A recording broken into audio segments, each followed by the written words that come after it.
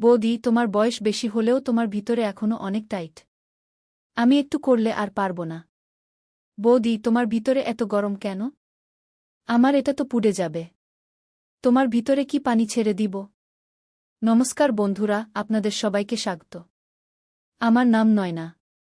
আমার বয়স এখন ২৪ বছর, কিন্তু আমার শরীর দেখতে পুরো যুবতী মহিলার মতো। আর আমার বিয়ে সবে ৯ মাস আগে হয়েছে। আমার উচ্চতা ৫ ফুটেরও বেশি, আর আমার স্তনের আকারও বেশ ভালো। কিন্তু এখন মনে হচ্ছে এই সৌন্দর্য আমার কোনো কাজেই আসছে না। কারণ আমার স্বামীর প্রাইভেট চাকরি অন্য রাজ্যে। তাই বিয়ের পর থেকে তিনি এখনও বাড়ি আসেননি। আমার শ্বশুরবাড়িতে আমার ১৯ বছরের দেওর, আমার শ্বশুরমশাই আর তার মা থাকেন। আমার শাশুড়ি মা ২ বছর আগে মারা গেছেন। তাই আমার স্বামী আমাকে সঙ্গে নিয়ে যাননি, কারণ আমাকে বাড়ি সামলাতে হতো। এখন আমার অনুভূতি বোঝার মতো এখানে কেউ ছিল না। আমার গরম রক্ত ভেতরে ভেতরে ফুটছিল, যার জন্য ঠান্ডা করার মতো কাউকে দরকার ছিল। কিন্তু আমার স্বামী তো গত ৩ মাস ধরে বাড়ি আসেননি। তাই আমি এখন খুব অস্থির আর তৃষ্ণার্তের মতো থাকতে শুরু করেছিলাম। তখনই আমার নজর আমার দেওরের উপর পড়ল। ওর উচ্চতা আমার চেয়ে কম ছিল আর শরীরও আমার চেয়ে রোগা ছিল। কিন্তু ওর শরীরের তুলনায় ওর ঘোড়াটা বেশ বড় ছিল। আমার দেওরের নাম গৌরব। এবারে ও কলেজে প্রাইভেটে ভর্তি হয়েছে। তাই আজকাল ও বাড়িতেই থাকে। বাড়িতে আমি আর আমার দেওর একাই থাকি। কারণ আমার শ্বশুরমশাইয়ের মা বুড়ো হওয়ার কারণে সবসময় নিজের ঘরে বিশ্রাম করতেন। আর শ্বশুরমশাই বাড়ির বাইরের দিকের ঘরে থাকেন। তাই তিনি কালেভদ্রেই ভেতরে আসেন। আগে আমি আমার দেওরকে ওই নজরে দেখতাম না। কিন্তু যেদিন থেকে আমি গৌরবের নাগ দেবতাকে দেখেছি, সেদিন থেকে আমার নজরই বদলে গেছে। সেদিন গৌরবের মনে হয়েছিল বাড়িতে কেউ নেই। তাই ও নিজের ঘরে ভিডিও দেখতে দেখতে নাগ দেবতার সাথে খেলছিল। তখনই হঠাৎ আমি ওখান দিয়ে যাচ্ছিলাম। আর আমার নজর জানলায় পড়ল। কারণ ভেতর থেকে হালকা হালকা ভিডিওর আওয়াজ আসছিল। যখন আমি জানলা দিয়ে উকি মেরে দেখলাম, তখন আমার তো হুঁশই উড়ে গেল। গত ৩ মাসে আমি প্রথমবার নাগ দেবতা দাঁড়িয়েছিল আর গৌরব তাকে নিজের হাতে ধীরে ধীরে আদর করছিল। এটা দেখে আমার তো ওখানেই জল বেরিয়ে গেল। ব্যাস, সেদিন থেকেই গৌরবের নাগ দেবতার সোয়ারি হওয়ার জন্য মন ছটফট করতে লাগল। সেদিন আমি আমার স্বামীকেও ফোন করলাম যে এবার আপনি চলে আসুন। আমার পক্ষে আর থাকা সম্ভব হচ্ছে না। কতদিন আমি এভাবে একাই কষ্ট পাব? আমারও তো মন চায়, এভেনও আমি তো একজন মহিলাই। তখন আমার স্বামী আমার কাছে ক্ষমা চেয়ে বললেন, দেখো নয়না, আমি তোমার অস্থিরতা বুঝতে পারছি। কিন্তু আগামী ২ মাস আমি কোনো ছুটি পাব না। কারণ কোম্পানি কিছু নতুন প্রজেক্ট শুরু করেছে। যার কারণে সব কর্মচারীকে ডবল শিফটে কাজ করতে হচ্ছে। তাই আগামী ২ মাস ছুটি পাওয়া অসম্ভব।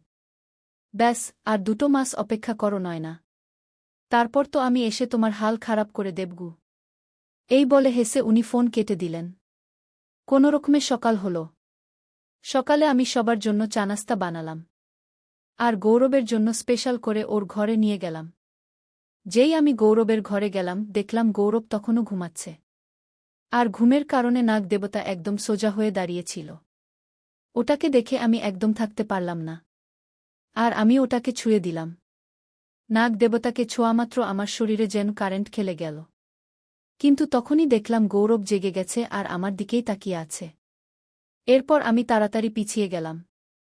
আর বললাম, দেওরজি, এবার উঠে পড়ো, সকাল হয়ে গেছে গি। এরপর গৌরব আমাকে গুড মর্নিং বলল আর মুখ ধুতে চলে গেল। আর আমিও ওখানেই বসে পড়লাম আর ভাবতে লাগলাম, হয়তো গৌরব দেখেনি। এরপর গৌরব আবার নিজের ঘরে ফিরে এল। আর আমরা দুজনে, দেওর বৌদি, নিজেদের মধ্যে কথা বলতে বলতে নাস্তা করতে লাগলাম। তখনই আমি পেটে ব্যথার ভান করলাম। আর জোরে জোরে কাঁদতে লাগলাম। গৌরব ঘাবড়ে গিয়ে জিজ্ঞাসা করতে লাগল, কি হয়েছে বৌদি? আপনাকে এত কষ্ট হচ্ছে বলে মনে হচ্ছে কেন? তখন আমি গৌরবকে বললাম, গৌরব, জানি না কেন আজ সকাল থেকেই থেমে থেমে আমার পেটে ব্যথা করছে গু। তখন গৌরব বলল, দাঁড়ান বৌদি, আমি আপনার জন্য পেটে ব্যথার ওষুধ নিয়ে আসছি গু। আমি ইচ্ছে করেই পেটে ব্যথার ভান করেছিলাম যাতে আমি গৌরবকে নিজের আলিঙ্গনে নিতে পারি। তখন আমি ওকে থামাতে থামাতে বললাম, গৌরব, পেটে ব্যথার ওষুধ তো আমি কখন নিয়ে নিয়েছি। পারলে কিছুক্ষণ তুমি আমার পেটটা টিপে দাও। গৌরব প্রথমে একটু ইতস্তত করল। কিন্তু আমার কষ্ট দেখে ও বিছানায় বসল আর পেট টিপতে লাগল। সেই সময় আমার খুব ভালো লাগছিল। গৌরবের নজরও এদিক ওদিক যাচ্ছিল। তখনই ঘরের শ্বশুরমশাইয়ের আসার আওয়াজ শোনা গেল। তখন আমি গৌরবকে বললাম, চলো ঠিক আছে গৌরব, আমি রান্না করি। আজ তোমার বাবাকে বাজারে যেতে হবে। এরপর আমি রান্নাঘরে গিয়ে রান্না করে দিলাম আর শ্বশুরমশাই এবং বুড়ি শাশুড়িকে পরিবেশন করে দিলাম। আমি রান্নাঘরে গৌরবের জন্য রুটি বানাচ্ছিলাম, তখনই পেছন থেকে গৌরব রান্নাঘরে আসছিল। ওকে দেখে আগে থেকেই আমার শাড়ির আঁচলটা নামিয়ে দিলাম। যখন গৌরবের নজর আমার উপর পড়ল, তখন ও আমার দিকে তাকিয়েই রইল, কারণ আমি পুরো ঘামে ভিজে গিয়েছিলাম। গৌরবকে দেখার ভান করে আমি নিচু হয়ে আঁচলটা তোলার সময় গৌরবকে স্বর্গের দর্শনও করিয়ে দিলাম।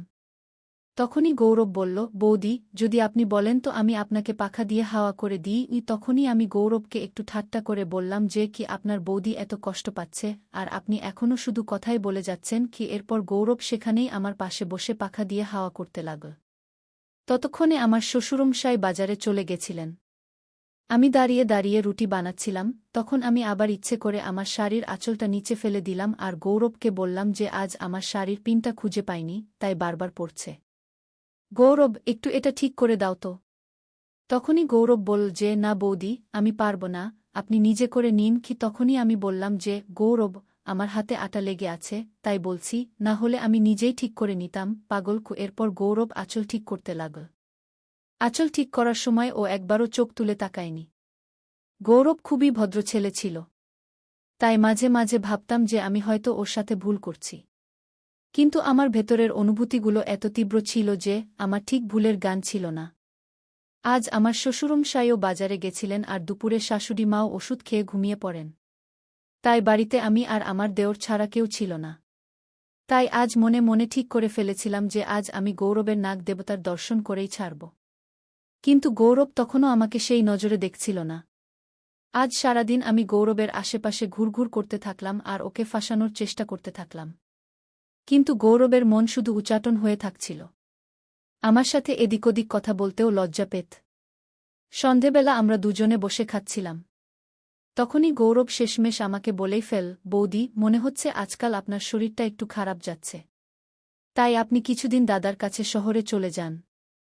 এখানকার সব আমি সামলে নেব। তখনই আমার চোখে জল এসে গেল আর আমি গৌরবকে বললাম যে থাক, আপনি আর বলবেন না। আমি গত 2-3 মাস ধরে কতটা কষ্টে আছি কেউ জানে না। না আপনার দাদার চিন্তা আছে, না আপনার। আমাকে কাঁদতে দেখে গৌরব আমার চোখের জল মুছিয়ে দিতে লাগল। তখন আমি গৌরবের গলা জড়িয়ে ধরে কাঁদতে লাগলাম। আমি তখন যে কি বলে ফেলেছিলাম। আমি গৌরবকে বলতে লাগলাম যে দেওরজি, আমার আপনাকে দেখলে আপনার দাদার মতো লাগে। তাই আমি মাঝে মাঝে আপনার আশেপাশে একটু বেশিই ঘুরঘুর করি। প্লিজ, আপনি এর কিছু মনে করবেন না কি। তখনই গৌরব আমাকে বলতে লাগল যে না বৌদি, আপনার কথায় আমি কেন কিছু মনে করব। আপনার মতো বৌদি তো ভাগ্য করে পাওয়া যায়। তখন আমি গৌরবের হাতটা ধরে সেটাতে হাত বোলাতে বোলাতে জিজ্ঞেস করলাম যে দেওরজি, আপনি আমার থেকে এত দূরে পালান কেন? আমাকে কি আপনার ভালো লাগে না, নাকি আমি আপনার গার্লফ্রেন্ডের মতো সুন্দর নই? তখনই গৌরব আমাকে বলল যে না বৌদি, এমন কোনো ব্যাপার নয়। এমনকি আমার তো কোনো গার্লফ্রেন্ডও নেই কি। তখন আমি ওর কোলে মাথা রেখে ওকে বলতে লাগলাম যে তোমার কোনো গার্লফ্রেন্ড নেই তো তুমি আমাকেই বানিয়ে নাও না। কেন এত কষ্ট দিচ্ছ? তুমিও তো তোমার দাদার মতোই, তাই না? না, ও আমার কথা শোনে না তুমি। তখনই গৌরব বলল, তবে বৌদি, আপনি তো আমার বৌদি, আর নিজের বৌদির সাথে এসব করা তো ভুল গো। আজ আমার আবেগপ্রবণ হওয়াটা গৌরবের উপর একটু ভারী পড়েছিল। আর ও আমাকে ওর মনের সব কথা বলতে শুরু করল। ও বলতে লাগল, বৌদি, যখন আমি আপনাকে দেখি আমার শরীরেও যেন কারেন্ট খেলে যায়।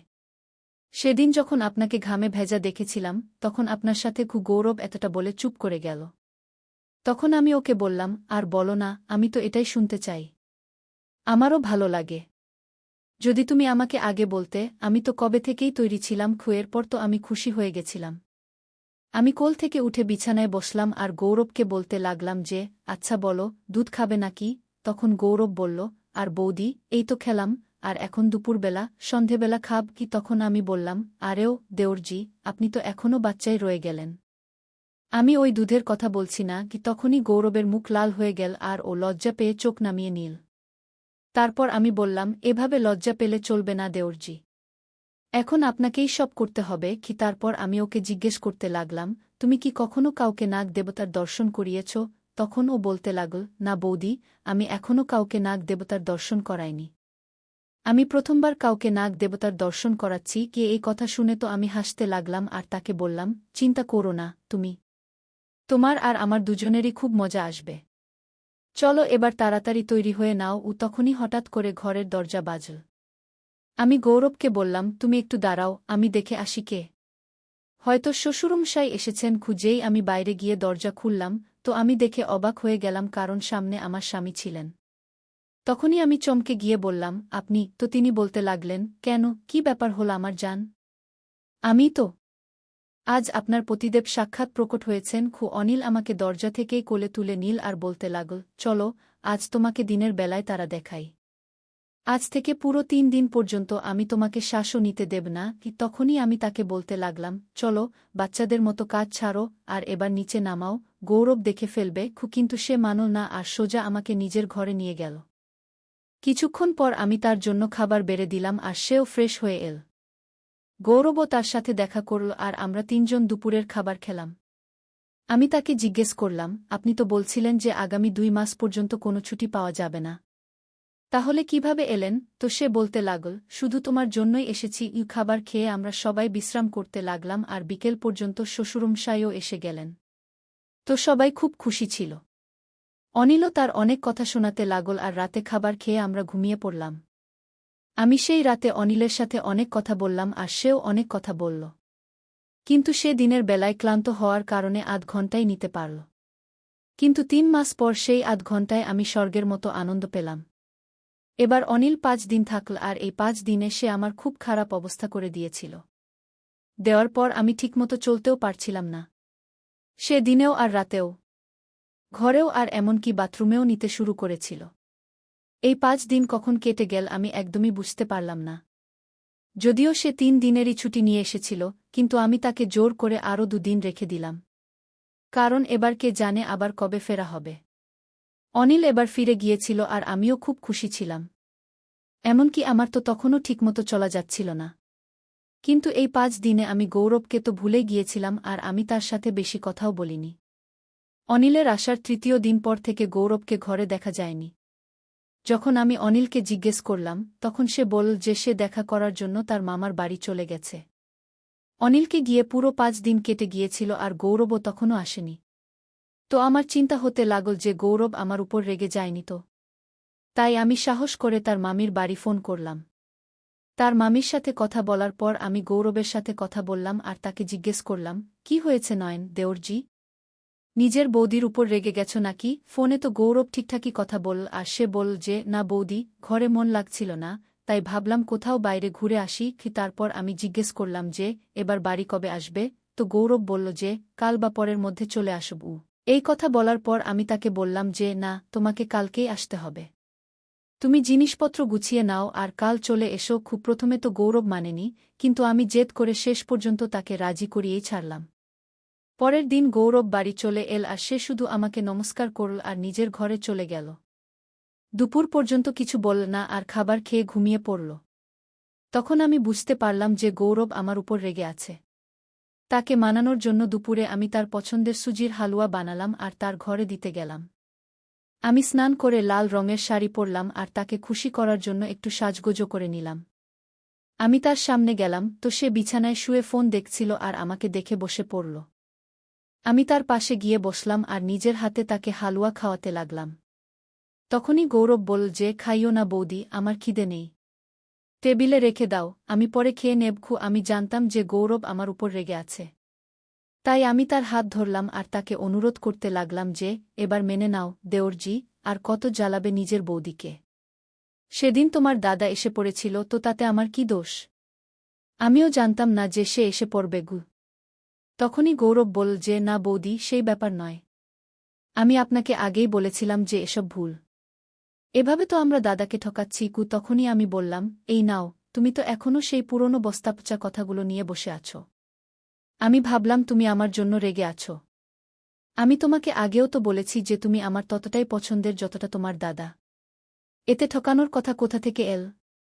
আমি কোনটা তোমার দাদাকে ছেড়ে যাচ্ছি, শুধু এই বাহানায় আমাদেরও মন লেগে থাকবে আর তোমার দাদার কথাও মনে পড়বে না গি। এখন যদি বৌদি তার দেওরের সাথে মজা না করে তো আর কার সাথে করবে? চলো ছাড়ো দেওরজি, যদি তোমার ভালো না লাগছে তাহলে থাক। আমার জীবন তো এমনিতেই বেরনিন। চলো ঠিক আছে, কিন্তু হালুয়াটা তো খেয়ে নাও।